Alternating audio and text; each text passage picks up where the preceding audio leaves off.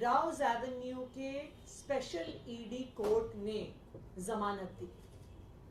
आज देश के सबसे उच्चतम न्यायालय, देश के सुप्रीम कोर्ट ने अरविंद केजरीवाल जी को जमानत दी।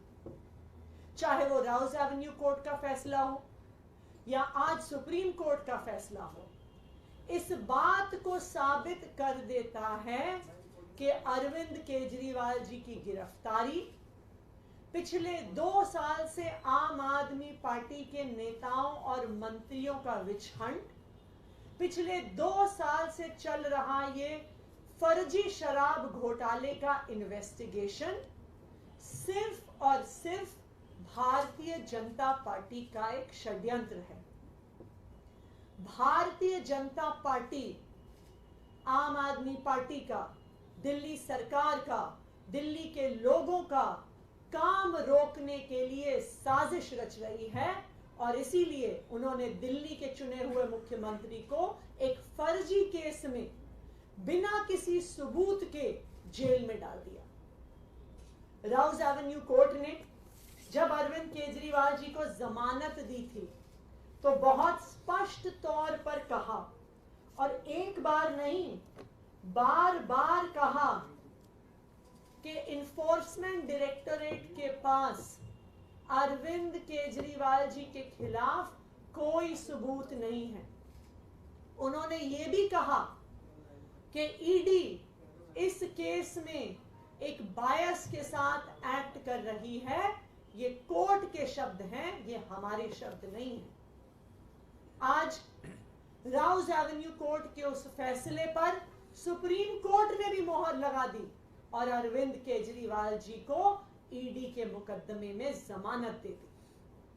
लेकिन भारतीय जनता पार्टी को यह पता था, उनको पता था कि राउज एवेन्यू कोर्ट से जमानत मिल गई है, उनको पता था कि सुप्रीम कोर्ट से भी जमानत मिल जाएगी।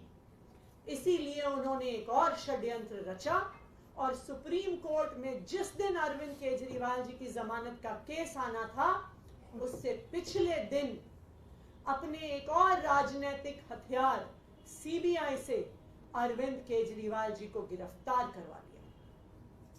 क्यों किया गिरफ्तार सीबीआई से? सिर्फ और सिर्फ इसलिए गिरफ्तार करवाया कि अगर ईडी के केस में जमानत मिल गई तो अरविंद केजरीवाल जी बाहर आकर 10 गुना स्पीड से दिल्ली के लोगों का काम करने लग जाएंगे। और भारतीय जनता पार्टी का षड्यंत्र रुकता नहीं है, इसलिए सीबीआई के केस में अरेस्ट किया। मैं आज भारतीय जनता पार्टी को यह कहना चाहती हूं कि इस देश के एक के बाद एक हर न्यायालय ने आपके षड्यंत्र का पर्दाफाश किया।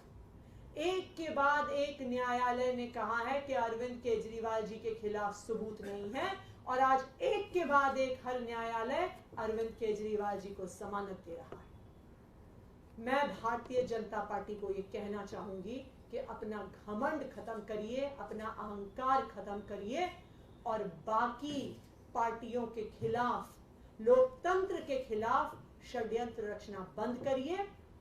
सत्य परेशान हो सकता है लेकिन पराजित नहीं हो सकता।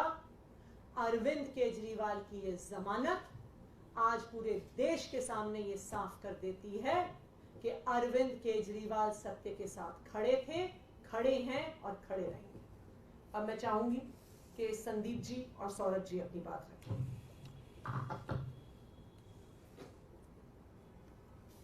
आज माननीय सुप्रीम कोर्ट ने जो फैसला दिया है वो पूरे देश के लिए एक ऐतिहासिक फैसला है। कई फैसले ऐसे होते हैं जो देश के लिए एक दिशा निर्धारण का काम करती है।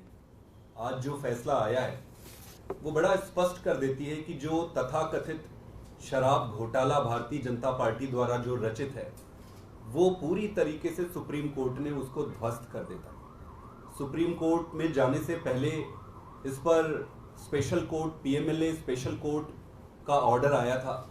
उस ऑर्डर को पढ़ने पर किसी भी व्यक्ति के मन में ये संदेह नहीं रहेगा कि भाई ये केस क्या है। उस ऑर्डर में 3-4 चीजें बड़ी स्पष्ट लिखी हुई है। पहला कि कोई पैसे का लेन देन नहीं हुआ है। दूसरा, पैसे की कहीं एक चवन्नी की बरामद नहीं हुई है। तीसरा, अरविंद केजरीवाल जी का और पार्टी का दूर दूर से किसी चीज में कोई नाता ही नहीं है। जब करप्शन ही नहीं है, इस पे तो नाते का सवाल ही नहीं है। और सबसे इंपॉर्टेंट चीज कि उसमें ईडी के इंटेंट को ये मार्क करने वाली बात है। कोर्ट के ऑर्डर में ईडी के इंटेंट पे बड़ा क्वेश्चन मार्क लगा है कि ईडी जो है बड़े एक मैलिफाइड इंटेंट के साथ काम कर रही है। ये बहुत बड़ी बात है। जब कोई एक एजेंसी अपने खोटे नियत के साथ किसी पक्ष के साथ व्यवहार करती है तो वो बहुत गंभीर विषय हो जाता है। स्पेशल कोर्ट के बाद मुद्दा आज सुप्रीम कोर्ट में आया। सुप्रीम कोर्ट में एक बड़े प्रश्न पर विचार किया जा रहा था। और बड़ा प्रश्न क्या था? वो बड़ा प्रश्न ये था कि क्या ये पूरे का पूरा अरेस्ट ही इलीगल है? तो कोर्ट ने अपने तरीके से अध्ययन करके इसको बड़े बेंच के पास भेजा है। जो भी होगा वो देश के लिए अच्छा ही होगा, दिशा निर्धारण होगा आगे। लेकिन कोर्ट ने इंटरिम बेल ग्रांट किया है अरविंद केजरीवाल जी को।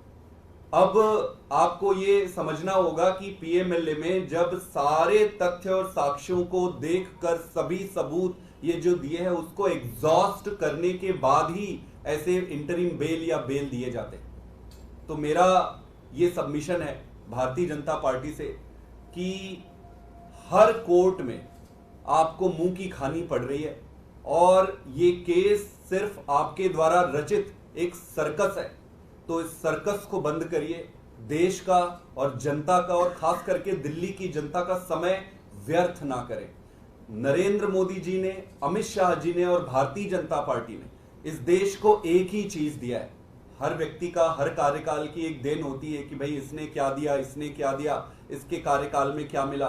तो भाजपा के मोदी जी और अमित शाह के कार्यकाल में एक ही चीज मिला है उस देश को, और वो है ये तानाशाही की ऐसी व्यवस्था जिसमें जिस राजनीतिक दल और राजनेता को ये सामने से हरा नहीं सकते या उनका सामना नहीं कर सकते, उनको गलत तरीके से, फ्रॉडुलेंट तरीके से षड्यंत्र करके जेल में डालना या उनको फंसाना, इसको बंद करना चाहिए। देश का बहुत समय वेस्ट हो रहा है। हमें नई राजनीति करनी है।